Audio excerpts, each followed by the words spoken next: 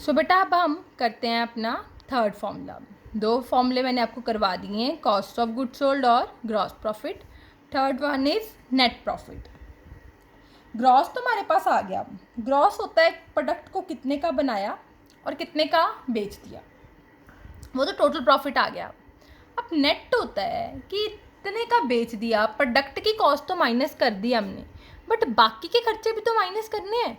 Like जहाँ पे आप प्रोडक्ट बना रहे हो उसका रेंट है, इलेक्ट्रिसिटी का बिल है, एम्प्लॉयज़ की सैलरी है, डिस्काउंट है, कमीशन है, ये सारे एक्सपेंस भी तो हमने माइनस करने हैं, तभी हमारे पास नेट प्रॉफिट आएगा। ठीक है। सो नेट प्रॉफिट कैसे निकालना है, हम ग्रॉस प्रॉफिट में से इनडायरेक्ट एक्सपेंसेस जो है वो हम क्या कर देंगे, माइनस, और इनडायरेक्ट इनकम्स अगर कुछ रिसीव करते हैं तो हम क्या कर देंगे, प्लस। तो वो हमारे पास क्या आ जाएगा, नेट प्रॉफिट। ठीक है। फॉर एग्जाम्पल हम ऊपर वाले एग्जाम्पल को ही कंटिन्यू करते हैं। आपको दिया हुआ है carriage on sale, expenses on sales. ये कौन सा एक्सपेंस है, इनडायरेक्ट एक्सपेंस। ठीक है। तो हमें अब इसने बोला है नेट प्रॉफिट भी निकालो। निकालेंगे, फॉर्मूला लगाएंगे। क्या फॉर्मूला है, gross profit net profit is equal to gross profit minus indirect expenses plus indirect incomes.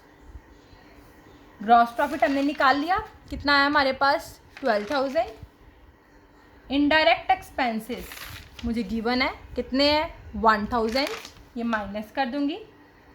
Indirect income कुछ रिसीव किया और रेंट रिसीव, कमीशन रिसीव, कुछ भी गिवन नहीं है, तो ये क्या आ गया, 0।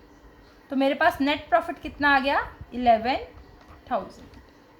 ओके बेटा, क्लियर है। मैं आपको एक सम और करवा देती हूँ। फॉर एग्जाम्पल देखो, ओपनिंग स्टॉक हमें गिवन है 5,000, सेल्स है 16,000, कैरेज इनवर्ड हमें गिवन है 1,000, सेल्स रिटर्न हमें गिवन है 1,000, परचेजेस हमें गिवन है 10,000, परचेजेस रिटर्न गिवन है हमें 900, ग्रॉस प्रॉफिट गिवन है हमें, ग्रॉस प्रॉफिट गिवन है हमें 6,000। आपको कैलकुलेट करना है closing stock and cost of good sold. दो चीज़ें कैलकुलेट करनी है, closing stock and cost of good sold. अब देखो हम रिवर्स चलते हैं, कैसे। Closing stock and cost of good sold हमें निकालना है, और हमें गिवन क्या है, देखो क्या गिवन है हमें, ग्रॉस प्रॉफिट। पहले हम ग्रॉस प्रॉफिट का फॉर्मूला लगा देते हैं।